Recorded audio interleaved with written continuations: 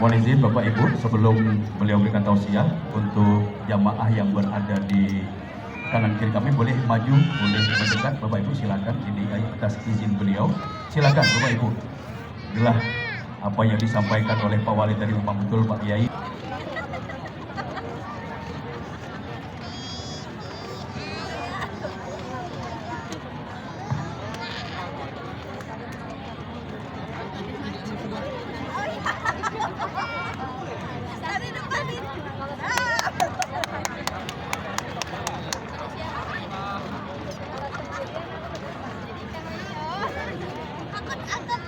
Harus gusur-gusur anak dulu.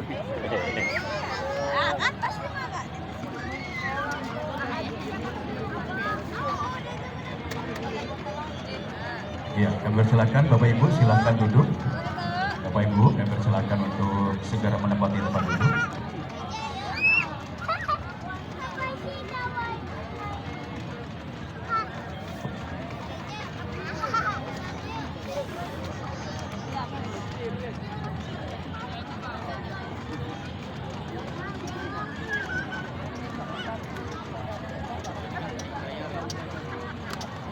Harusnya ada ini yo, jangan dulu nanti.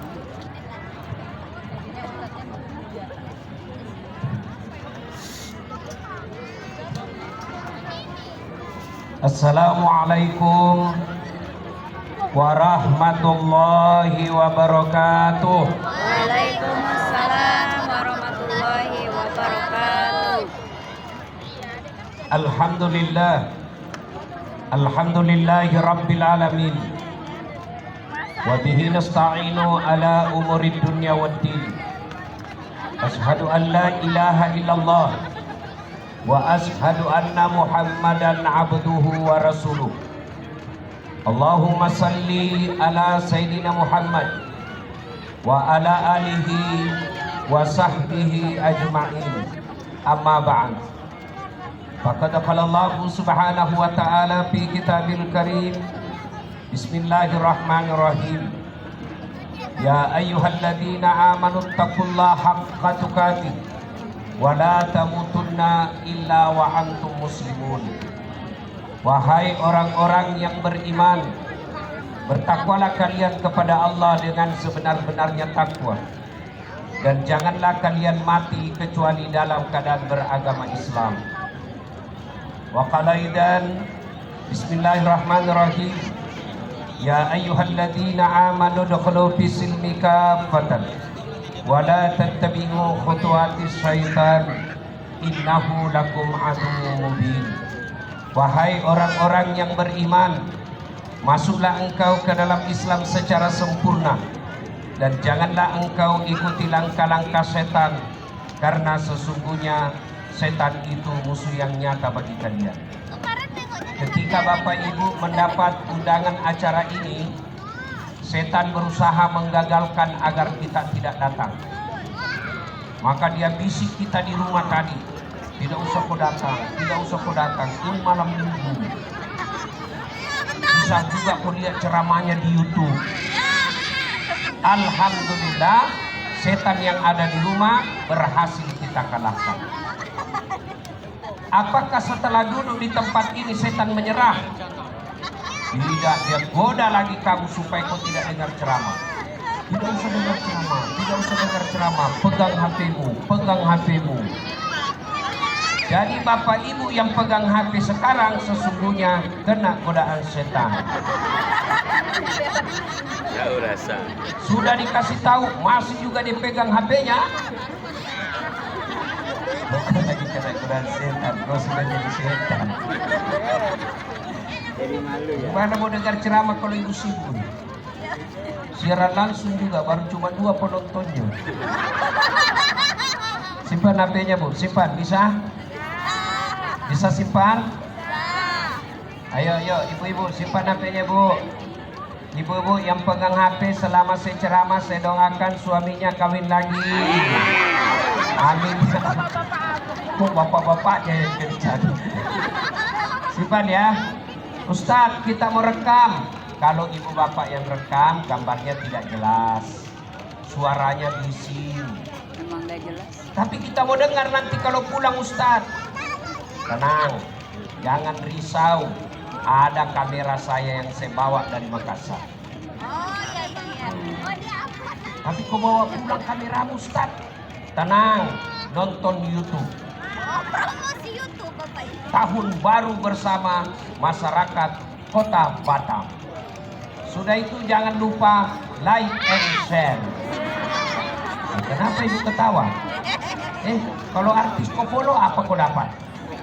Ayo, adik-adik, kalau artis kau follow apa kau dapat? Habis amalmu. Kelihatan dadanya, kelihatan pahanya, nak goyang pantatnya, tidak juga kau dikasih pegang, dikasih lihat saja begini. Apa? Tapi kalau Ustaz kau follow, dapat ilmunya, bisa ibadah dengan baik.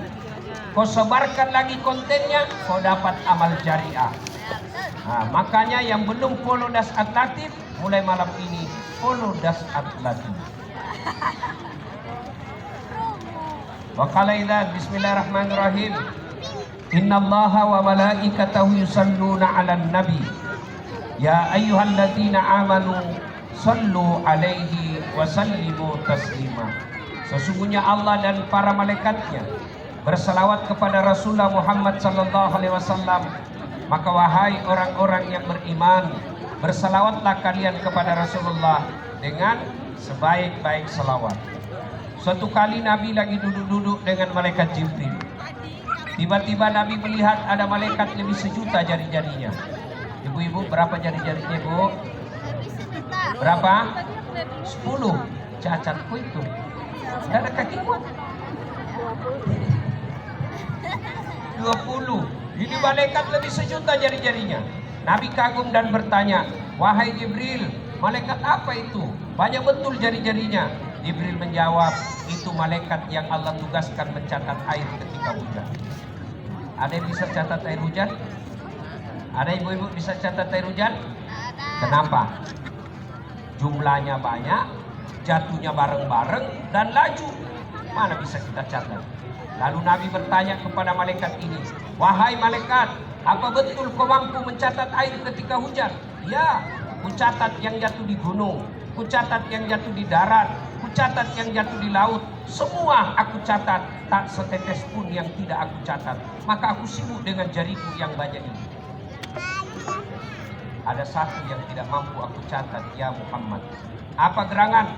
Ketika umatmu berkumpul di satu tempat, seperti di engkau putri ini, lalu mereka bersalawat bareng-bareng kepadamu, aku tidak bisa mencatat betapa banyak pahala yang Allah turunkan di tempat ini. Tuan-tuan yang saya hormati, perlu kita tahu bahwa orang masuk surga itu bukan karena tidak ada dosa.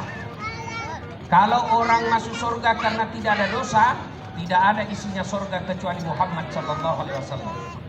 Mana ada manusia yang tidak ada dosanya? Ayo angkat tangan yang tidak ada dosanya. Mana manusia yang tidak ada dosanya? Mana ada tidak ada dosanya? Ini di depan kita semua ini yang duduk di atas kursi. Banyak semua dosanya itu, Pak. Ini jangankan itu beliau yang hanya pejabat. Nih, Das'at Latif. Bapak pikir tidak ada dosa saya?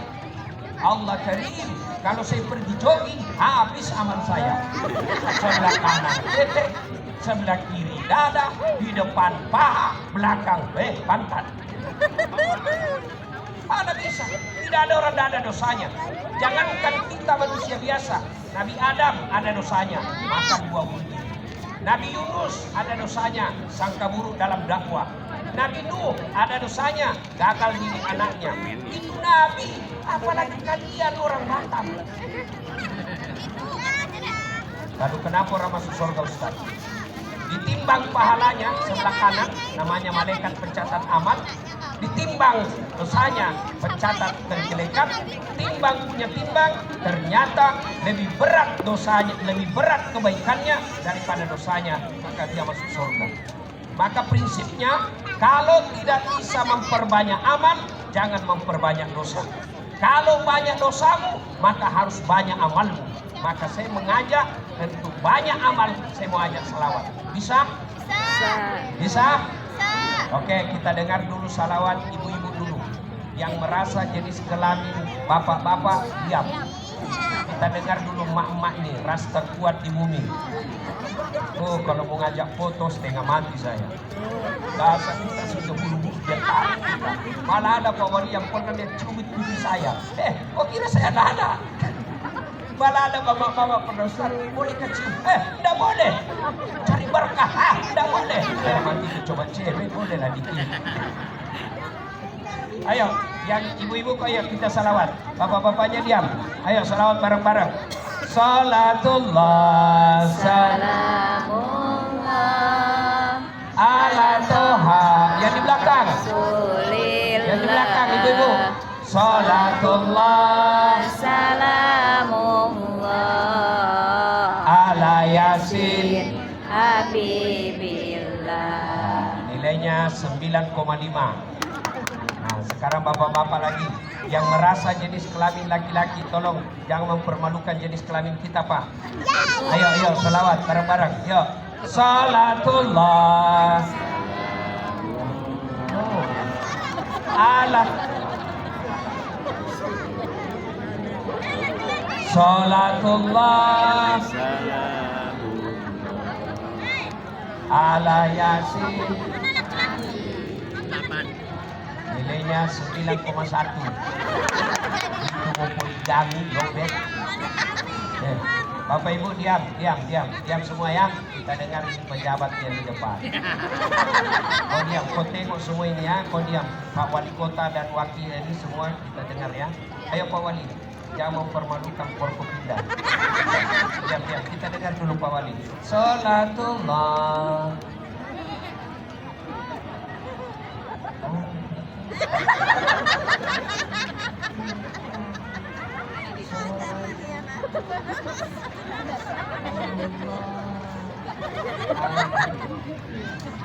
Kasih Ya, pik lah agak palu sedikit. Berapa nilainya? Kita kasih nilai 9,9. Iya Bu, beliau yang undang saya. Kalau saya kasih nilai sedikit, nanti honorku dikurangi. Ibu, saya pernah salah menerima honor. Jadi di Makassar itu kalau satu malam biasa 2 acara saya. Selesailah acara saya yang pertama, saya lanjut ke acara yang kedua. Begitu saya buru-buru dia kejar saya panitianya. Pak Ustaz, tunggu dulu Pak Ustaz. Kenapa dia? Tunggu dulu Pak Ustaz. Kenapa? Tunggu datang. Pas datang dia cacat tarik amplop. Langsung ku sama. Kan malu kita kalau lama-lama dia orang tuh. Saya buka dia bukan orang. Saya duduk di mobil. Saya bilang sama sopirku, alhamdulillah dia dapat dari itu. Saya buka, astagfirullah. Salah kasih kepada dia. Apa dikasih sayang? Susunan acara. Pak Wali jangan dicontoh ini Pak Wali ya. Ini contoh yang tidak layak dicontoh. Ayo bareng-bareng kita salawat semua. Boleh enggak? Boleh? Boleh. Ayo boleh? Boleh. Minta tolong HP-nya dinyalakan. Mau main lagi. Ayo kita sampaikan pesan ke seluruh rakyat Indonesia. Saya mau post di Instagram saya, di medsos saya. Ini warga Batam menyambut tahun baru. Ayo nyalakan. Yuk, yang tidak punya HP, pinjam HP-nya temannya. Yuk, nyalakan listnya. Yuk. Mudah-mudahan yang nyalakan HP-nya bukti cintanya kepada Rasulullah Muhammad SAW. Ayo, yang paling belakang yang lagi dagang, teman-teman panitia dimatikan dulu lampunya, ya supaya lebih kelihatan blitznya. Ayo adik-adik yang di sana nyalakan. Yuk, satu, yuk. Sama-sama kita, jangan malu-malu. Ya Allah, inilah hambamu yang cinta kepada Rasul. Mereka menyalakan blitz, minimal cinta itu dalam bentuk kita menyalakan HP. Ayo, bismillahirrahmanirrahim. Kita arah ke kiri dulu. Salatullah, salamullah ala toha Rasulillah. Salatullah salamullah ala Yasin Habibillah. Tawassalna bi bismillah wa bil hadi rasulillah wa kullil mujahidin lillah bi ahlil badri ya Allah bi ahlil badri ya Allah bi ahlil badri ya Allah. Terima kasih. Simpan lagi HP-nya, kembalikan HP-nya temanmu. Simpan. Oke. Bapak Ibu, saudara-saudara sekalian, teristimewa yang kita hormati Bapak Wali Kota Kota Batam sekaligus Kepala BP Batam yang juga sekaligus Ketua HIPMI Kota Batam, Bapak Dr. Haji Amsakar Ahmad, SSOS MSI yang insya Allah dimuliakan dan dirahmati Allah Subhanahu wa Ta'ala. Juga bapak-bapak yang disebut tadi namanya Pak Wali Kota, juga saya sebut juga dengan Allah, insya Allah dimuliakan oleh Allah Subhanahu wa Ta'ala. Ketika awal Islam didakwakan, dakwahnya sembunyi-sembunyi. Nabi dakwah hanya dari rumah ke rumah, hanya sembunyi-sembunyi. Kenapa? Waktu itu Islam terbatas, bahkan jumlahnya baru belasan orang. Makin lama makin banyak yang menganut Islam, makin lama makin banyak yang masuk Islam. Kenapa? Karena kecintaannya kepada ayat-ayat Quran dan akhlak Rasulullah Muhammad SAW. Lalu makin banyak ketika Umar bin Khattab masuk Islam. Beliau sampaikan kepada Nabi, "Ya Muhammad, apa yang kita sampaikan ini kan barang benar. Apa yang Nabi dakwakan ini barang betul. Kenapa mesti kita sembunyi-sembunyi?" Apa kata Nabi? "Umar, kau lihat kita ini di Mekah, kita sedikit. Kalau kita dikeroyok, mati kita semua." Apa kata Umar bin Khattab? "Ya Rasulullah, jangan khawatir, jangan cemas. Kalau ada yang ganggu dakwamu ya Rasul, ada yang coba menghalangi kamu berdakwah, saya Umar bin Khattab yang hadapi." Bu, perlu ibu tahu, di Mekah ada tradisi setiap hari Jumat lomba, kira-kira kalau sekarang lomba tinju. Dan Umar bin Khattab tidak pernah terkalahkan. Tidak ada yang berani lawan Umar di Mekah. Maka Umar ketika masuk Islam, dia katakan, "Jangan ragu Nabi. Kalau ada yang halangi kamu, saya Umar bin Khattab hadapi." Pelajaran pertama, para pendakwah, para penceramah, para penyebar kebaikan, temani preman. Jangan kau musuhi mereka. Kenapa? Kalau kau musuhi, dia bisa menjadi lawanmu dalam dakwah. Secara institusi, para pendakwah, para dai, penceramah, dekati polisi. Kalau polisi sudah tidak senang sama kamu, hancur urusanmu. Apalagi kalau dia bilang, "Oh, kau melanggar, kau tidak lihat ini rambu-rambu." Saya lihat Pak. "Kenapa kau langgar?" "Saya tidak lihat Bapak." "Kenapa kau tidak lihat saya?" "Bapak sembunyi di tikungan." "Mana surat-suratmu?" "Lengkap." "Sudah lengkap." "Kau melanggar." "Bohong kamu." "Apa maksudnya Pak?" "Itu motormu Honda, jaketmu Yamaha." Itu polisi film India. Kalau polisi Indonesia mengayomi, melayani, melindungi masyarakat. Bahkan kita bisa ceramah malam ini karena ditemani dan dijaga oleh bapak-bapak polisi kita. Maka saya pada kesempatan ini, Pak Kapolres Tabes, melalui mimbar ini saya menyampaikan selamat Hari Bayangkara yang ke-79. Polisi untuk rakyat, polisi hadir untuk rakyat. Ada polisi yang agak tidak bagus Ustadz, namanya manusia. Ustadz juga ada yang tidak bagus. Tapi hampir 500 ribu polisi di Indonesia, lebih banyak yang baik daripada yang tidak baik. Maka baik-baik sama polisi Bu. Ibu-ibu, Bu, jangan musuh polisi. Kalau suamimu, kalau ibu-ibu, saya tanya dulu, kalau motormu hilang siapa kau cari? Siapa? Polisi. Bapak-bapak, kalau motormu hilang siapa cari Pak? Pak Imam. Imam aja hilang motornya. Ibu-ibu, hilang suamimu siapa kau cari? Masa polisinya suami muda? Polisi, maka yang baik adalah polisi jaga rakyat, rakyat jaga polisi. Bersama-sama rakyat, bersama-sama polisi, kita jaga kota Batam yang kita cintai ini. Selamat Hari Bayangkara yang jatuh pada tanggal 1 Juli 2020. Kita lanjut lagi cerita. Nah, mulailah Nabi berdakwah terang-terangan. Tapi apa yang terjadi? Umat Islam akhirnya diserang. Bahkan ada yang disiksa. Seperti Bilal bin Rabah. Disiksa dia, dijemur lalu ditindis batu. Ada yang dibakar rumahnya sampai habis. Hartanya dijarah. Bahkan mereka ada yang sampai dibunuh. Dan orang pertama mati dalam mempertahankan akidahnya namanya Sumayyah.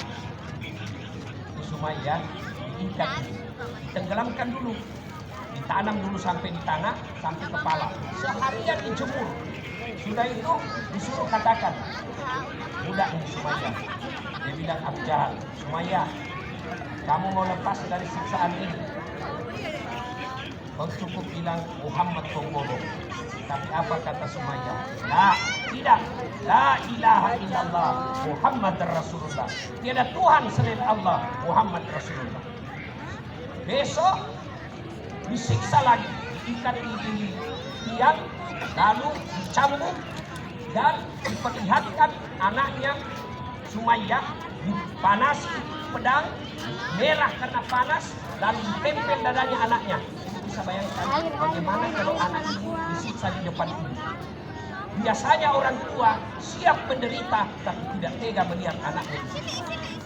Lalu Abu Jahal berkata, Sumayyah, orang tua macam apa kamu? Masa kau biarkan anakmu disiksa? Kau cuma bilang Muhammad pembohong. Apa kata Sumayyah? Saya cinta kepada anak, tapi cintaku kepada anak tidak boleh mengalahkan cinta kepada Allah. Nah, maafkan saya. Allah. Lalu Abu Jahal datangi Sumayyah dan Abu Jahal berkata, Sumayyah, saya tahu kenapa kau tidak mau bilang Muhammad pembohong. Saya tahu kenapa kau tidak mau mengatakan Muhammad pendusta. Oh, Muhammad kan gagal. Pasti kau jatuh cinta sama Muhammad. Mendengar ini Sumayyah, dia kumpulkan semua ludah yang ada di mulutnya, lalu dia ludahi mukanya Abu Jahal. Wah! Mukamu tidak lebih busuk daripada tai unta. Bayangkan kira-kira kalau di sini bayang, mohon maaf ya, wali kota tiba-tiba ada mulai ludah. Bagaimana perasaan tersembunyi? Ini Abu Jahal, tokoh terkenal di Makkah, diludahi sama budak. Marah Abu Jahal, diludahi seorang budak di depan umum. Dia ambil tombak, dia tombak badannya Sumayyah 3 kali, menghembuskan napas terakhir. Sejarah perjalanan Islam ternyata bukan laki-laki orang pertama jihad, korban, mempertahankan kalimat la ilaha illallah, tapi seorang perempuan namanya Sumayyah. Makin disiksa umat Islam, makin disiksa umat Islam, makin banyak sahabat yang ditangkap dan disiksa. Maka kemudian turun perintah Allah, Muhammad, kau boleh hijrah. Berhijrah kau ke Mekah. Maka Nabi kumpul para sahabat. Saudara-saudara sekalian, sudah ada perintah dari Allah untuk hijrah ke Madinah. Silahkan Anda lakukan perjalanan. Sahabat berkata, ya Rasulullah, kenapa kita tidak bareng-bareng? Begini, saya kan yang dicari, saya kan yang dikejar-kejar, saya kan yang mau dibunuh. Kalau kita jalan sama-sama, kamu bisa jadi korban. Begini saja, biar saya tunggu, saya tinggal di Mekah sembunyi-sembunyi, kalian dulu yang berangkat, biar saya yang dihina, biar saya yang dicari-cari, kau jalan dengan selamat. Ini baru pemimpin, mengutamakan kepentingan dan keselamatan rakyatnya daripada kepentingan dirinya sendiri. Kita berharap wali kota baru di Kota Batam punya sifat seperti Muhammad, cinta kepada rakyat. Masya Allah, pemimpin yang baik, dia kalau rakyatnya kenyang, biarlah dia yang kenyang paling terakhir. Pemimpin yang baik, kalau rakyatnya lapar, dialah orang pertama yang lapar sebelum rakyatnya. Kita doakan wali kota kita yang baru ini menjadi pemimpin yang menjadi rahmatan lil alamin. Wah, kalau kita dengar pidatonya tadi luar biasa, berapi-api. Mudah-mudahan Pak Wali Kota mampu membawa masyarakat Batam sebagai kota tadi apa tagline-nya? Madani. Mudah-mudahan bukan cuma lisan, seperti beliau katakan, bukan cuma di atas kertas, tapi betul-betul terwujud dalam kehidupan sehari-hari. Pak Wali mau wujudkan satu, hati-hati dengan penjilat. Hati-hati penjilat. Ini kalau mau pengangkatan kepala dinas, hati-hati Pak. Banyak mental-mental penjilat di samping Bapak. Siapa? Ya Pak, siapa? Oh sudah betul itu Pak, sudah betul. Padahal sudah salah. Dengar para pejabat yang hadir di tempat ini. Teman yang baik adalah bisa yang menunjukkan yang benar. Tapi teman yang jahat bukan yang selalu membenarkan Bapak. Kalau Bapak selalu dibenar-benarkan, hati-hati, bisa dia dorong Bapak masuk penjara supaya dia masuk penjara. Ya, pelajaran pertama dari hikmah Isra Mi'raj ini, kita berharap jadi pemimpin seperti Rasulullah Muhammad SAW. Tidak usah seperti dulu, dekat-dekat saja. Haram. Pak, saya tahu, ternyata ibu perhatikan. Haram. Ya, yang kedua, Bapak Ibu saudara-saudara sekalian, yang ketiga, hikmah. Ya, lanjut lagi kita cerita ini. Maka Nabi kemudian diperintah oleh Allah. Setelah sahabatnya sudah pada berangkat, Nabi yang mulai berangkat. Rapatlah para kafir Quraisy. Ruang rapatnya kira-kira kalau kita sekarang kantor DPRD-nya kaum kafir Quraisy, namanya Darun Nadwa. Kata Abu Jahal, saudara-saudara sekalian, ini pengikutnya Muhammad makin hari makin banyak, makin disiksa makin banyak pengikutnya, makin dilarang makin banyak pengikutnya. Ada yang punya usul apa cara kita hadapi Muhammad? Ada yang angkat tangan dari belakang. Saudara ketua, ya gampang. Supaya Muhammad berhenti berdakwah, bagaimana kalau kita kasih uang? Kata ketua sidang, mohon maaf, Muhammad bukan pejabat Indonesia. Kasih uang hilang akal sehatnya. Kau tahu enggak kenapa pejabat banyak korupsi? Tahu? Tahu Ibu? Sebab rakyat mau disogok ketika pilkada. Ya betul. Tahu semua penyebabnya. Bagaimana pemimpin tidak mau korupsi? Mau jadi wali kota habis 50 miliar. Kenapa 50 miliar? Karena kamu semua minta wali piro. Jangan ketawa. Coba kalau semua rakyat tidak mau disogok, pemimpinnya mau jadi pemimpin tidak mau menyogok, maka yang lahir pemimpin adalah pemimpin yang betul-betul mensejahterakan rakyat. Mudah-mudahan pemimpin-pemimpin tidak ada lagi yang menyogok rakyat. Rakyat tidak ada lagi yang mau disogok. Nah, sekarang pilkada sudah selesai. Adik-adikku yang mau jadi pegawai, jangan kau nyogok. Mau jadi pegawai negeri, nyogok sampai 500 juta. Mau jadi tentara, mau jadi polisi, mau jadi ASN, nyogok sampai ratusan juta. Apa hebatnya di pegawai negeri? Mana ada pegawai negeri tidak ada utangnya di koperasi? Ayo, kenapa kata Ustaz? Saya juga begitu. Saya PNS. Berapa gaji Ustaz? 7 koma. Banyak betul. Maksudnya tanggal 7 sudah koma.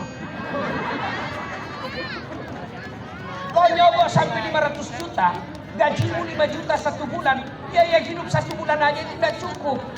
Bagaimana kau bisa kembalikan 500 juta? Biasanya kau menghalalkan segala cara untuk dapat itu.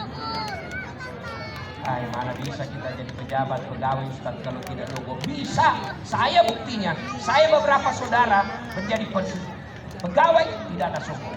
Apa yang saya lakukan? Saya minta doa, ya Allah berikan saya kalau ini yang terbaik. Sudah itu, kalau sudah minta tidak dikasih, percaya apa yang kamu minta tidak baik. Sudah itu minta ke ibumu. Adik-adik ini dengar yang belum dapat kerja sampai sekarang. Minta ibumu. Sholat tahajud, sholat hajat, Ramadan, Muharram ini kabul doa-doa. Seluruh nabi-nabi mendapat pertolongan Allah bulan Muharram. Nabi Adam dikabulkan doanya ketemu dengan Siti Hawa 10 Muharram. Nabi Nuh bebas dari perut ikan 10 Muharram. Nabi Ibrahim dibakar tidak dimakan 10 Muharram. Bulan Muharram bulan kabul doa. Maka saudara-saudara sekalian, adik-adik sekalian yang sampai saat ini belum dapat kerja, bangun sholat tahajud, minta kepada Allah. Kalau Allah kabulkan, tidak ada satupun kekuatan yang bisa menghalang.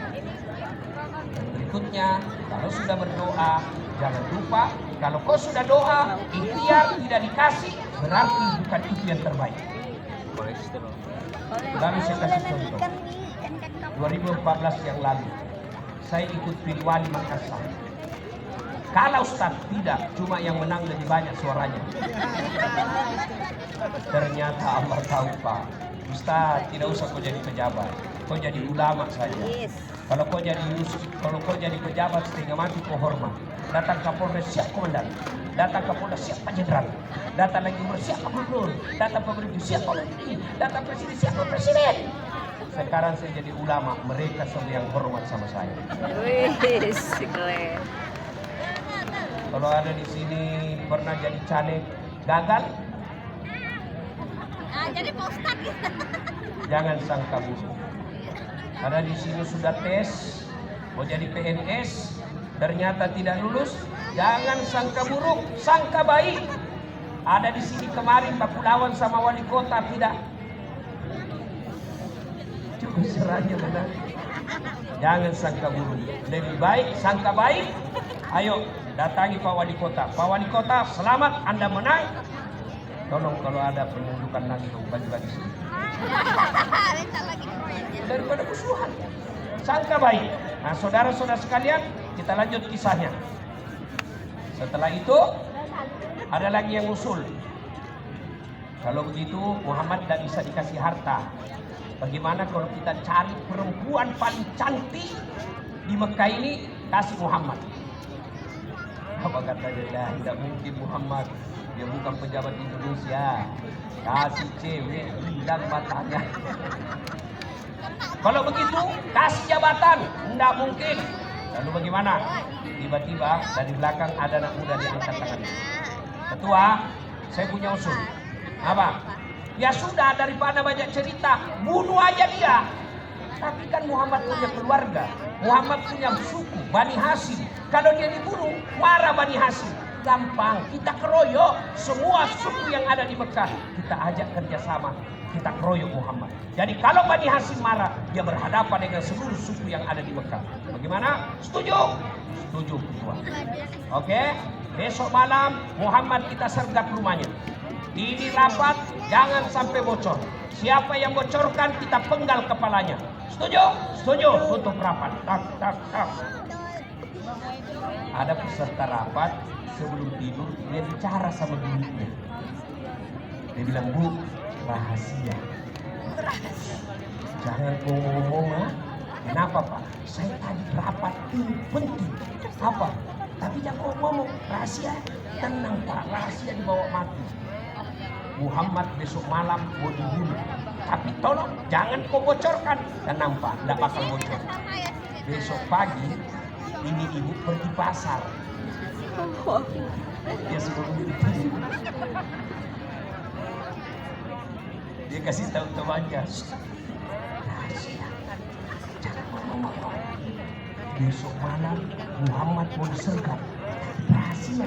Jangan ngomong-ngomong. Kau saja saya kasih tahu. Tenang, tidak bocor. Ya sudah dikasih tahu, pulang pasar, dia panggil tetangganya. Rahasia. Jago. Ternyata dari dulu perempuan tidak bisa dapat rahasia. Pasti bocor. Maka bapak-bapak yang ada di depan ini, sebagai pejabat negara, jangan bocorkan rahasia negara kepada istri, karena pasti bocor. Ini muka-muka tukang gosip. Duduk saja begini masih gosip ini. Apa? Kenapa? Kayak umbul-umbul. Udah serasi ininya semua bajunya. Ketawa memang begitu. Bahkan Ustadz pun dia gosip. Dan itu juga bajunya yang viral. Ya, nah sudah selesai. Yang tadinya jangan ngomong-ngomong, yang tadinya rahasia rapat, ternyata satu Mekah tahu. Yang suka dan cinta sama Nabi, mereka berkata, ini kasihannya, kok Muhammad orang baik, tidak pernah bohong, tidak pernah nyakiti orang, kok orang membunuh. Tapi yang jengkel dan marah sama Muhammad, dia sumpah, rasai kau Muhammad, paling gaya kau, tunggu sebentar malam kau dibunuh. Kumpullah semua preman-preman Al-Gojo yang hebat. Kepung rumahnya Nabi malam hari. Ternyata Nabi juga tahu. Dari mana Nabi tahu? Dari malaikat Jibril.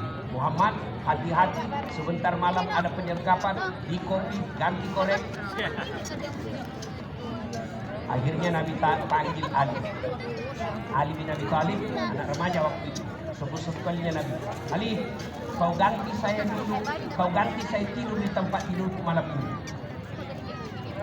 Ibu, kira-kira apa yang terjadi kalau orang mau dibunuh dan disuruh kita tidur di tempat tidurnya? Paham maksudnya ini? Berarti kita disuruh ganti mati. Kalau ganti wali kota, banyak yang mau. Ganti anggota DPR, banyak yang mau. Terutama yang di bawah namanya. Yang menang nomor 1, yang nomor 2 jika doanya mudah-mudahan ditangkap KPK supaya saya dapat ganti dia. Iya, ini ganti mati. Maka Ali selesai hijrah. Nah Ali ditanya, ya Ali, malam itu kan resiko mati. Kenapa kau mau ganti Nabi? Dengar ini anak muda. Apa jawaban Ali? Andai malam itu Ali bin Abi Thalib yang mati, hanya satu manusia yang mati. Hanya Ali, anaknya Abi Thalib. Tapi kalau Muhammad yang mati pada malam itu, bukan Muhammad saja yang mati, tapi cahaya kebenaran dunia akan hilang. Lebih baik saya yang mati daripada Muhammad. Mulailah disergap, dikepung rumahnya Nabi. Dalam cerita dijelaskan, biar kucing lewat pasti kelihatan. Allah perintahkan kepada Rasulullah Muhammad SAW membaca sebuah ayat. Siapa yang tahu ini ayat yang dibaca Nabi? Saya kasih hadiah. Ayo, uang ustaz. Siapa yang mau? Siapa yang tahu? Ayo bu, adik-adik remaja. Siapa yang tahu ayat yang dibaca Nabi? Saya kasih kau hadiah. Mana? Ayo. Mana? Satpol PP. Mana? Berdiri Pak, berdiri Pak. Mana? Tidak ada yang tahu. Pak berdiri Nah, Pak. ini, ada. Ibu, oh ya, sini bu. Sini. Cepat ibu. Ya, cepat. Wah Ya, jauh. sini ibu. Sebelum ibu jawab ada passwordnya. Sebelum ibu jawab ada passwordnya. Siapa namanya neneknya Dasat Lati? Jawab mestinya neneknya Dasat Lati. Oke, ayat apa dia baca bu? وجعلنا من بين أيديهم سدا ومن خلفهم سدا فأغشيناهم فهم لا يبصرون. Sadaqallahul azim. 100.000. Bu, ini bu uang berkah. Selama ibu tidak belanja ini uang, ada terus uangnya ibu. Percaya saya bu, selama ibu simpan di dompet pasti selalu ada uang ibu. Selama itu uang Ustaz ibu, beda uangnya Kapolres. Tapi saya juga dapat uang dari Kapolres. Silakan. Itulah ayat. Yang makna ayat itu di depan mereka, di belakang mereka, seolah-olah ada dinding. Kanan kiri mereka, seolah-olah ada dinding, sehingga Nabi lewat tidak ada yang lihat. Inilah ayat yang dibaca nama sesuatu ketika ada syuting lalu lintas. Ada operasi, dia singgah. Bawa pohon, dia baca itu ayat.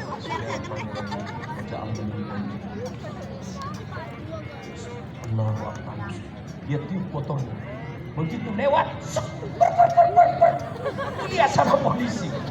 Dia datang ke saya, Ustaz bohong-bohong. Apa maksudmu? Saya baca itu ayat Ustaz, kok saya ditilang?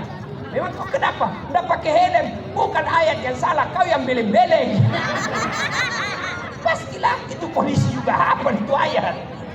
Ini bapak-bapak, kalau ada yang mau supaya pulang terlambat, pulang begadang tengah malam, istri supaya tidak tahu, coba baca ini ayat. Begitu bapak buka sudah ada istrimu di depan. Apa aku baca? Saya hafal juga itu ayat. Ya sudah ya. Nah, Nabi keluar. Tidak ada satupun yang melihatnya. Nabi santai keluar. Tidak ada yang melihat. Setelah Nabi sudah jauh, baru Abu Jahal tersadar, terbangun, seolah-olah terbangun dari tidurnya. Dia sergap, masuk ke rumah Nabi, didorong dobrak pintunya, masuk ke tempat tidurnya Nabi. Dia buka selimut. Ali bilang tadi, Aina Muhammad, mana Muhammad? Kata Ali, siapa kau? Kau juga orang baru bangun. Abu Jahal marah, kecewa. Kenapa? Muhammad sudah tidak ada di tempat itu. Dia pulang, tinggalkan rumah Rasul, lalu dia pengumuman di depan Ka'bah. Saudara-saudara sekalian, siapa yang bisa membunuh Muhammad, saya kasih kau hadiah 100 ekor onta. Kalau sekarang itu 100 ekor onta, satu onta 25 juta. Berarti 2,5 miliar. Saudara-saudara sekalian, siapa yang bisa mendapat dan membunuh Muhammad, saya kasih kau hadiah 102,5 miliar. Berkumpul semua orang-orang Al-Ghazw, berkumpul semua orang jago berkelahi. Ada seorang yang paling hebat mencari jejak, namanya Suraqah bin Malik. Paling jago mencari jejak. Kalau orang lain cari jejak, dia lihat bekas kaki. Kalau orang lain cari jejak, dia lihat bekas onta. Tapi ini seperti anjing pelacak. Begini saja. Dia tahu arah angin.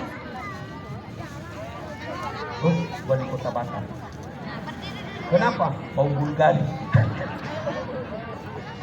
Dasar pelatih. Rexona. Alhasil, Suraqah bin Malik dapat Nabi. Tapi apa yang terjadi?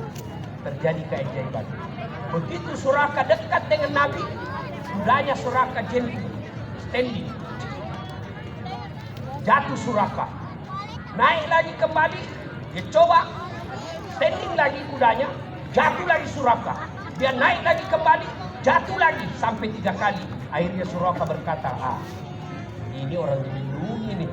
Ini bukan orang sembarang. Akhirnya Suraqah berkata, La ilaha illallah Muhammad Rasulullah. Masuk Islam. Padahal tadi niatnya keluar rumah mau membunuh Nabi, pulang ke rumahnya dapat hidayah. Yang banyak sekarang ini keluar rumahnya Islam, keluar pulang dari rumahnya bawa barang haram.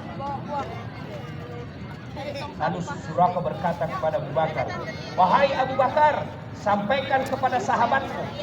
Begitu berbawanya Nabi, Suraqah tidak mampu dan tidak berani menyebut nama Nabi. Lalu dia sebut kepada Abu Bakar, wahai Abu Bakar, sampaikan kepada Muhammad, saudaramu, temanmu, itu kepalanya dihadiahi 2,5 miliar.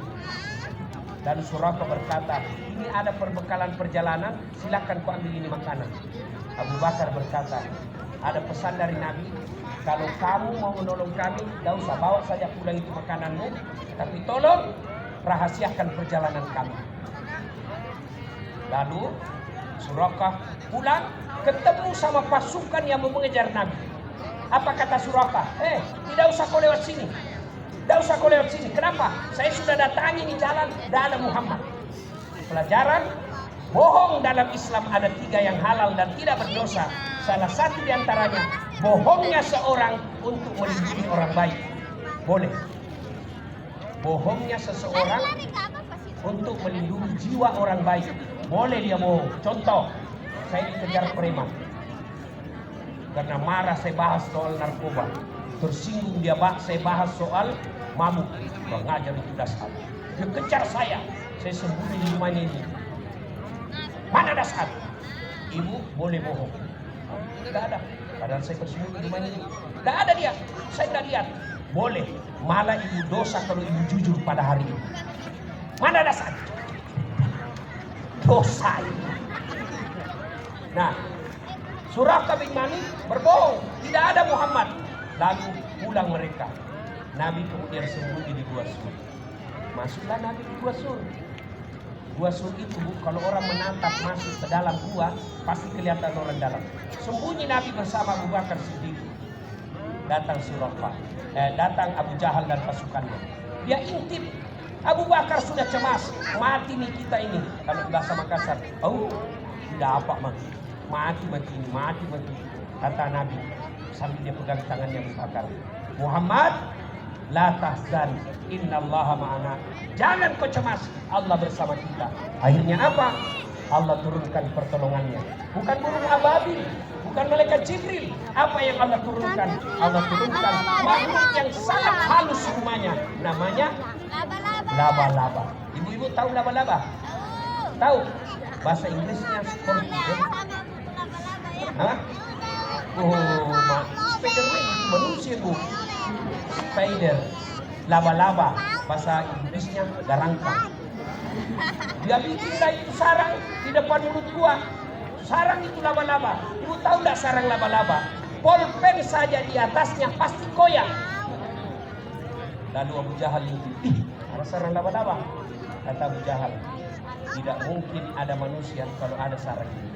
Kalau ada manusia pasti robek di sarang laba-laba. Diintip lagi, terbang burung merpati. Lalu dia berkata, tidak mungkin ada burung merpati dalam mengeram kalau ada manusia dalam. Lalu pada saat itu Abu Bakar bersama Nabi setelah pulang, Nabi ngantuk dan terlelap tidur di pahanya Abu Bakar. Pada saat itu Abu Bakar Siddiq melihat Nabi pulas sekali tidurnya. Saking pulasnya Nabi kedengaran bernapas melalui hidungnya. Itu pulas, bukan ngorok. Kalau ngorok dari mulut. Itu ngorok itu. Ibu bayangkan suaminya ya. Nah, pada saat Nabi pulas tidur, tiba-tiba Abu Bakar melihat ada kalajengking yang keluar dari dinding gua. Abu Bakar sebelah salah. Saya bangunkan Nabi, tidak tega. Nabi lagi enak tidurnya, capek. Kalau saya tidak bangunkan, begini kalajengking. Akhirnya apa? Dalam kondisi kritis ini, Abu Bakar dia kasih masuk tangannya. Digigit kalajengking, dia tahan. Lu tahu kan kalajengking itu? Dia tahan, dia gigit lidahnya seperti dia teriak. Belum selesai sakit tangannya, keluar lagi kalajengking yang lain, kakinya lagi dia kasih masuk. Digigit kalajengking lagi, dia gigit lidahnya Abu Bakar supaya tidak teriak. Karena sakitnya keluar dari matanya Abu Bakar, pas jatuh di pahanya, di pipinya Nabi.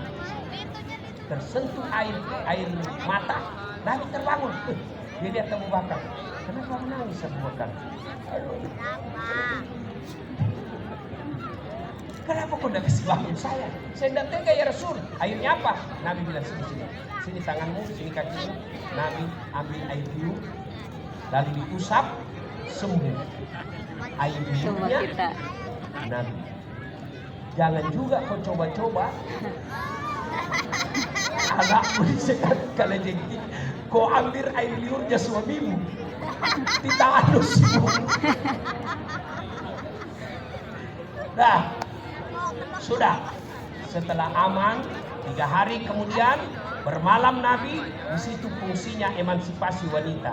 Asma, anaknya Abu Bakar, naik gunung tiap hari, bawa makanan untuk Nabi. Bapak yang pernah lihat itu kalau pergi umroh kan kita dibawa itu di Gua Sur, dilihat itu gunung, di situ Gua Sur. Orang kalau naik mendaki 2 jam belum tentu bisa laki-laki, perempuan. Ini namanya emansipasi wanita. Bukan emansipasi wanita itu pakai celana pendek. Oh, kalau laki-laki tidak, emansipasi wanita bukanlah wanita kasih sama laki-laki. Bagaimana kau mau sama dengan jenis kelamin saja tidak sama? Iya, betul. Itu namanya emansipasi. Tidak ada ketertinggalan kalau urusan dakwah. Nah, sudah aman, Nabi melanjutkan perjalanan. Sementara di Madinah, seluruh sahabat cemas. Nabi belum datang, mati ini kasihan Nabi. Tidak seperti sekarang. Kalau suaminya ibu terlambat datang, dia bisa WhatsApp. Bu, saya terlambat. Kenapa? Kempes motor. Bu, saya terlambat. Hujan di jalan. Itu pada saat itu tidak ada. Semua sahabat di Madinah gelisah. Mati sudah Nabi. tiba-tiba ada seorang sahabat naik ke atas ketinggian pohon kurma, di atas pohon kurma, dan dari kejauhan kelihatan ada debu-debu pasir yang naik ke atas, kelihatanlah Nabi. Lalu sahabat berkata, datang Nabi. Sampailah Nabi di Kuba, itu yang masjid pertama dibangun, lalu disambut oleh sahabat dengan Tala'al badru alaina min saniyatil wada. Nah, inilah hadis yang dipakai ulama sehingga ada ulama yang menghalalkan lagu dan tidak mengharamkannya. Tergantung syair-syairnya. Tidak semua lagu haram. Kalau lagu ibu misalnya suamimu marah, kau menyanyi, boleh, tapi lagunya tergantung, lagu nasihat. Suamimu marah, langsung pun peluk dia. Salam wahai manusia, berhenti. Bapak-bapak istrimu ngomel, kau peluk dari belakang, lalu kau sambut. Bila kamu di sisiku, boleh itu. Kenapa? Dakwah isinya. Mungkin Tuhan mulai bosan melihat tingkah kita yang selalu salah dan bangga dengan dosa-dosa. Oh, dan mengapa minuman itu haram? Karena merusak kepikiran. Mengapa berzina juga haram? Karena cara binatang. Kenapa semua yang asik-asik itu diharamkan? Kenapa semua yang enak-enak juga diharamkan? Dengar jawabannya. Itulah perangkap setan, umpannya ialah bermacam-macam kesesatan. Itu halal dakwah, tapi kalau lagunya itu majelis taklim, putar ke kiri, putarlah ke kanan, apa gunanya itu kiri kanan? Lebih parah lagi majelis taklim, olahraga di depan kantor camat, bapak-bapak di belakang, ibu-ibu di belakang, lagunya sebelum kita senam, ayo kita pemanasan, 1, 2, bapak-bapak di belakang, 3. Kalau begini haram. Salatullah Salamullah ala toha Rasulillah. Salatullah Salamullah ala Yasin. Habibillah. Nah, sudah sampai Nabi. Maka yang pertama dilakukan Nabi membangun masjid, bukan membangun rumah, bukan membangun penginapan, bukan membangun gedung pertemuan, tapi masjid. Kalau kita Islam percaya pertolongan Allah, kalau mau makmur ini negara, masjid harus bisa. Alhamdulillah sekarang masjid ramai pengurusnya. Pengurus masjid ramai.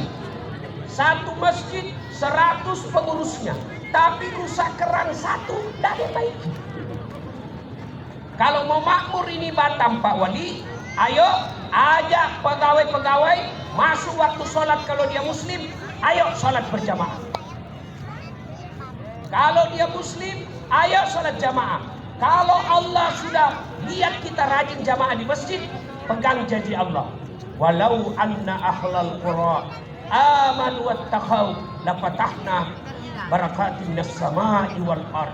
Kalau penduduk suatu negeri beriman dan bertakwa kepadaku, maka aku akan turunkan keberkahan dari langit dan keberkahan dari dalam tanah. Mana buktinya?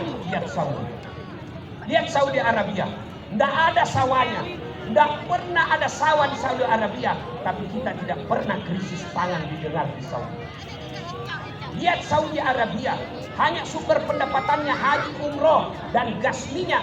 Tapi tidak ada orang Saudi Arabia yang datang ke Batam menjadi tenaga kerja. Kurang apa Indonesia? Sawitnya ada, emasnya ada, batu baranya ada, nikelnya ada, gasnya ada, sawitnya ada, jandanya banyak. Tapi berapa banyak warga Indonesia yang pergi ke Saudi menjadi tenaga kerja? Kalau mau makmur negara kita ini, ayo hikmah hijrah, ayo datang ke masjid. Datang ke masjid. Supaya orang datang ke masjid, manajemen masjid harus diperbaiki. Imamnya kalau kau jadi imam, jangan panjang-panjang bacamu. Ada juga imam kalau sudah jadi imam balas dendam dia Pak. Kalau dia sendiri pul saja dia baca. Begitu jadi imam mulai mau angkat takbir saja lama betul.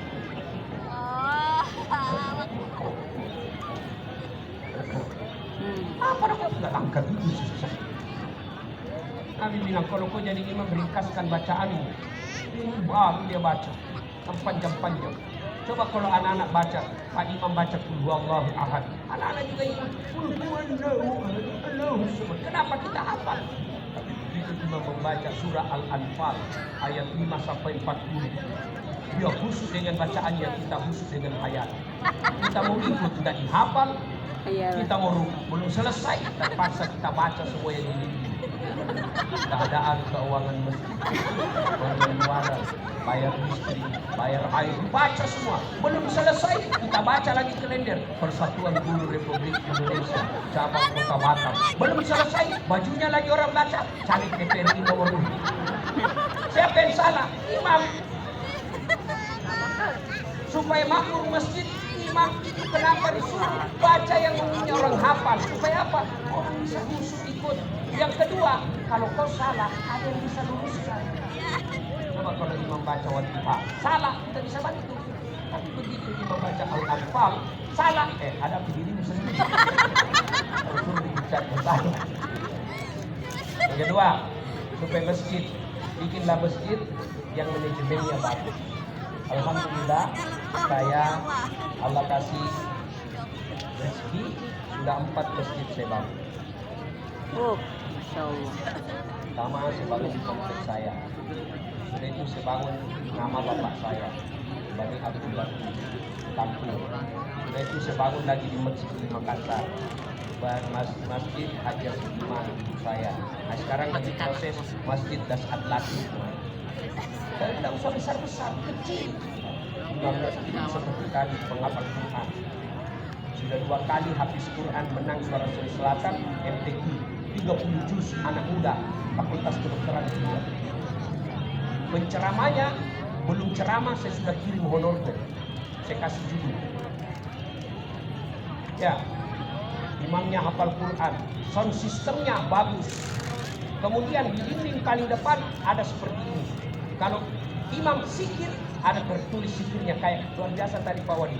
Hebat Bapak. Tadi mengaji ada nampil. Akhirnya kita semua bisa ikut. Kenapa ada tampil di sini? Baru saya dapat di Kota Batam seperti ini.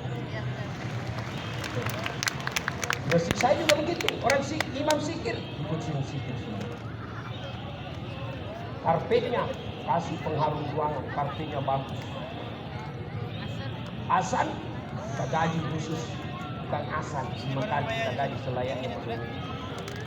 Orang enak datang ke sini. Ini bagaimana orang tua yang azan saja, orang tua sudah pensiun. Wajibnya gimana? 4 kali tarik atas belum sampai. Akhirnya. Tapi itunya Alah. itunya pasti tanggung jawab ya, karena kan dia udah jelas nabrak kan. Masuk kita colek ya lah, ada lagi kuning-kuning di sana. Enggak ada orang. Penceramanya mulai salam pertama sampai terakhir neraka aja terus dicerita. Kau dibanting, ditusuk pantatmu. Ada mulai dari sekolah ada yang kita takut di pencerah. Iya toh? Nah, hikmah berikutnya ini, ayo mari makmurkan masjid. Ada yang tanya, Ustaz, bagaimana perempuan? Sampai detik ini, kata Nabi, wanita tidak dianjurkan ke masjid, tapi kalau mau ke masjid, jangan dilarang. Kenapa dulu tidak dianjurkan ke masjid? Karena perempuan kalau keluar, rawan, diculik, dan diperkosa. Dulu tidak aman, sekarang aman di Kota Batam. Apalagi kalau ibu sudah usia 60 tahun. Siapa mau culik kok? Susah. Masya Allah. Andai saja saya jadi Kapolres, saya jadi Dandim, saya jadi wali kota.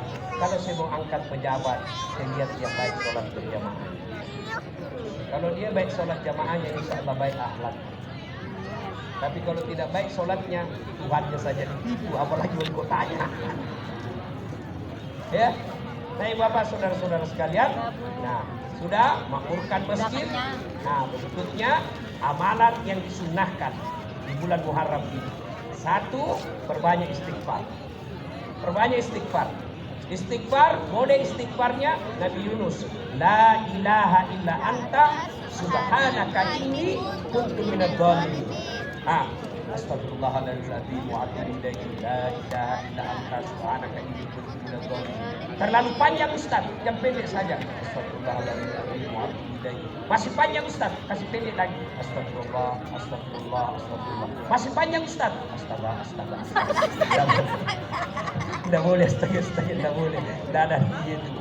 Adik-adik, kalau lagi jogging, tiba-tiba ada cewek, kau lihat, lewat, kelihatan pahanya, rezekimu.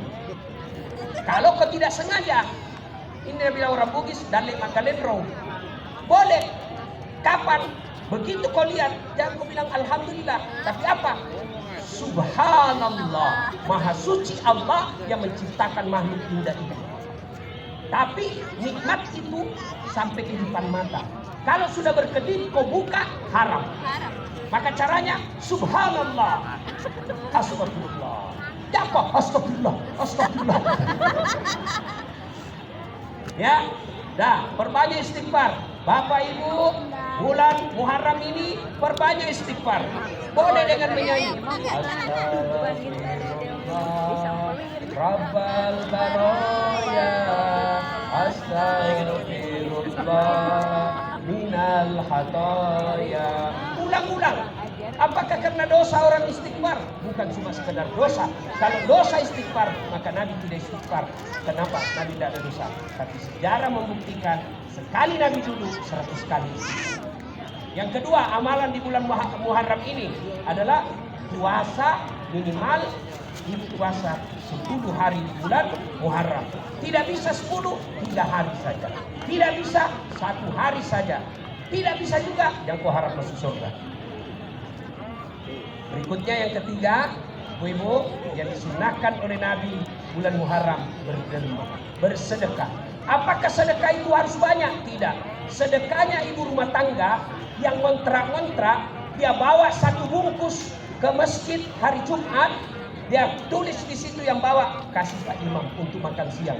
Bisa jadi 1 bungkus dari ibu-ibu itu jauh lebih mulia daripada 100 bungkus dari kepala dinas yang pakai 2 negara. Sedekah. Sedekah tidak selalu duit. Sedekah sesuai dengan profesi. Apa sedekahnya polisi? Bukan duit. Kalau sedekahnya Kapolres hanya duit, berapa duit dan gajinya Kapolres? Apa sedekahnya Kapolres? Melindungi, mengayomi, dan melayani masyarakat. Itu sedekahnya.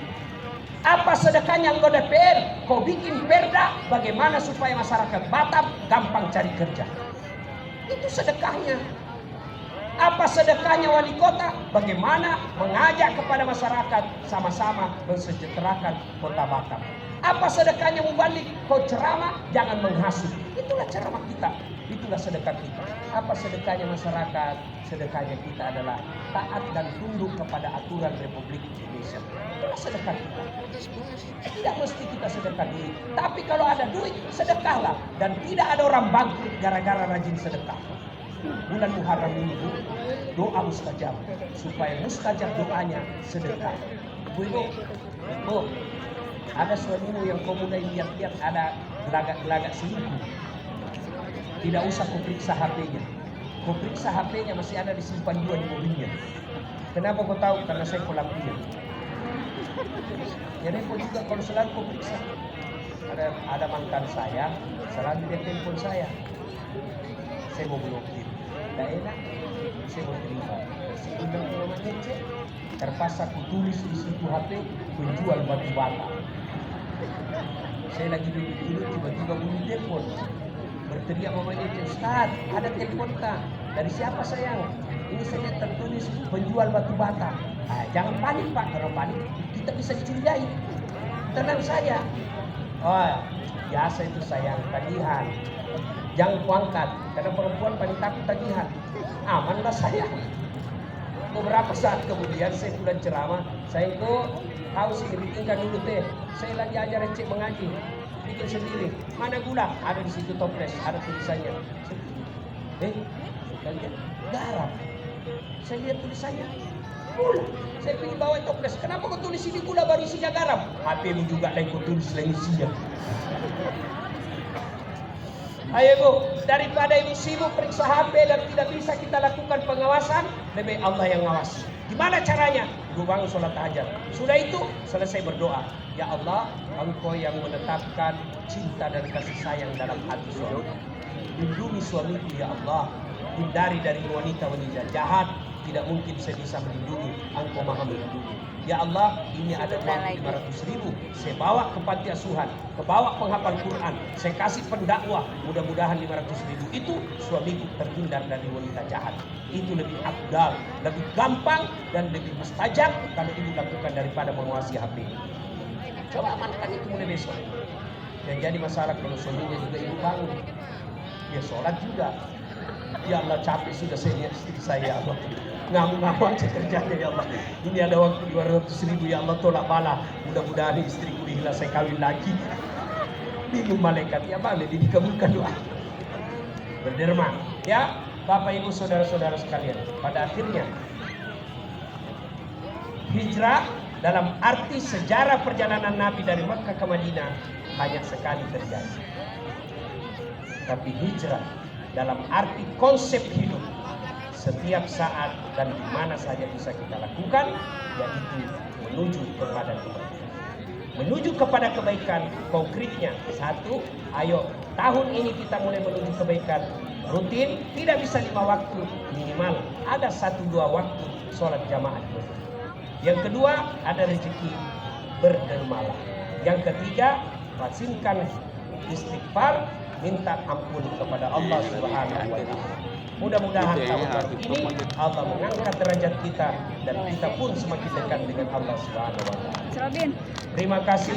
Sebelum saya akhiri, saya juga ingin berpantun. Meskipun orang Buddhis tidak pandai berpantun, tapi karena cintaku kepada kota Batam, saya ingin berpantun. Untuk apa berbaju batik? Kalaulah tidak berkain kebaya. Untuk apa berwajah cantik kalau hanya membawa bahaya?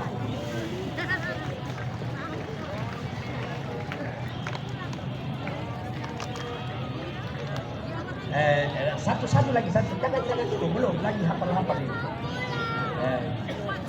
Dari Jakarta ke Kota Bandung menggunakan kereta. Di atas kereta ada harimau. Ya, saya tidak jadi naik.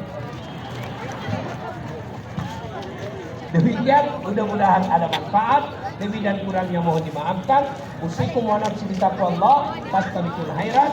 Assalamualaikum warahmatullahi wabarakatuh. Waalaikumsalam warahmatullahi wabarakatuh.